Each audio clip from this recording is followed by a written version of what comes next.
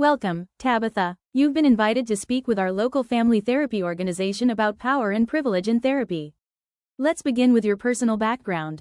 Growing up in a Latina, Catholic home that valued humility and service, how did those teachings shape the way you understand the right use of power? Thank you for having me.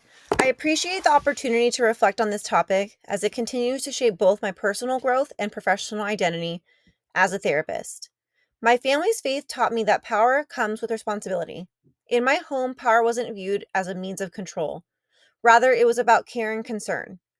The Catholic value of service, combined with my parents' example of compassion, instilled in me the belief that strength should be used to protect the vulnerable.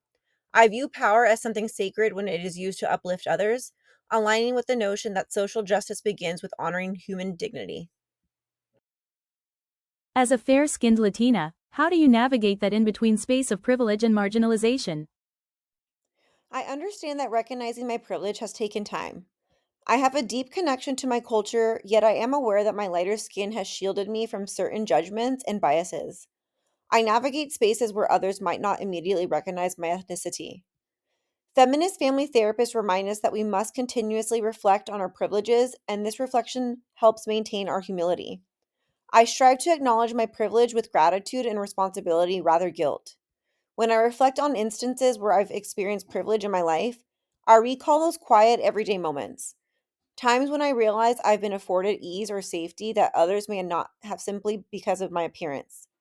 These moments remind me that privilege is not always loud or obvious. Often it is found in the absence of barriers. During your private school years surrounded by wealthier peers, when did you first feel different, and how has that shaped your empathy now? I remember feeling proud of my family while also being aware that we didn't have the same resources as others. It wasn't a painful realization, rather, it was illuminating. I observed the subtle ways in which wealth often seemed to equate with worth, a phenomenon some scholars refer to as a class based dignity assault. This early awareness has enabled me to connect with clients who feel ashamed about their financial situations or backgrounds. During those years, I didn't feel powerless. I simply recognized that others had a kind of freedom that I did not. Looking back, that experience made me aware of privilege by highlighting the contrast between different levels of power, the comfort of stability and the discomfort of feeling less than. These early experiences taught me to hold compassion for both perspectives. How do you use the power that comes with education and professional status responsibly with clients? That is a powerful question. Empowerment begins with reflection. I remind all my clients that therapy is their space. I am a collaborator, not an expert on their lives. I use clear language, regularly check in about their comfort, and respect their insights. While education provides me with tools, empathy guides my approach. I also acknowledge that holding a master's degree and a professional license grants me access and credibility that many of my clients have been denied.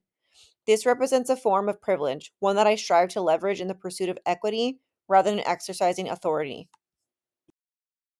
How do you stay aware of power dynamics that appear in therapy?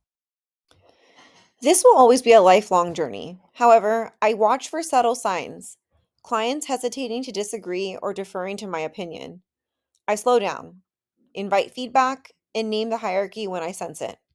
I try to stay mindful of how power can show up in therapy. It's an ongoing practice of reflection and resistance to oppression.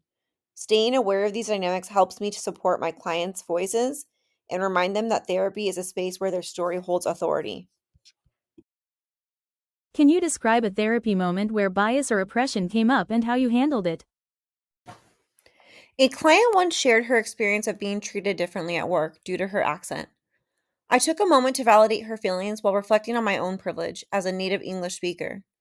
In another instance, I worked with a non binary teenager who utilized a wheelchair and came from a low income background. Our virtual meeting highlighted the complexity of privilege as it changes depending on the context. It is crucial that therapists be aware of when systemic bias manifests in the therapy room, while also emphasizing the importance of maintaining a reflexive and ongoing awareness of power dynamics. These encounters have instilled in me a sense of humility and reinforced the idea that clients often educate us just as much as we educate them. How has telehealth helped, or challenged, access for the communities you serve? Telehealth is big for our world. Telehealth has enhanced access for numerous clients, especially parents managing work commitments and individuals facing mobility challenges. However, it has also brought to light significant inequities. Some families encounter disruptions during sessions or depend on parking lot Wi Fi for connectivity. This situation underscores how technology can reflect our social disparities unless we proactively seek to address them. How do you adapt for clients with limited technology, space, or accessibility? Flexibility is essential for this one. I've conducted phone sessions and scheduled meetings at times that accommodate family commitments. The importance of presence outweighs the choice of platform. By maintaining audio only options and offering alternative formats, we can ensure accessibility for clients who may be differently abled or facing financial limitations. The next question is, what do you see as your ethical and personal responsibility in addressing power and privilege? Awareness must translate into action. While I can't dismantle every system, I can choose to practice honesty, advocacy, and compassion each day. Researchers describe this approach as liberation based care, which involves using power to create space rather than to control it.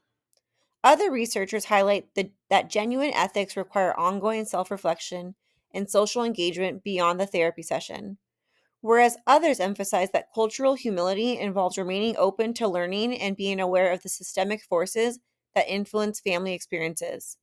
For me, power is about stewardship, something to hold gently and use to open doors rather than dictate who may enter. How do you hope to use your position and education to advocate for others? Great question. Advocacy resonates with me as a calling. I find purpose in translating letters for families, mentoring Latina clinicians, and speaking out against injustice whenever I encounter it. My aim is to leverage the privilege I possess to amplify voices that might otherwise go unheard. Thank you so much for listening, and thank you for inviting me to be interviewed on this important topic. I am so honored to share this reflection and hope it encourages other therapists to continue exploring how power and privilege influence the way we engage with those we serve. Being aware of power and privilege isn't just a task to complete, it's a lifelong practice that requires humility, courage, and love. Thank you.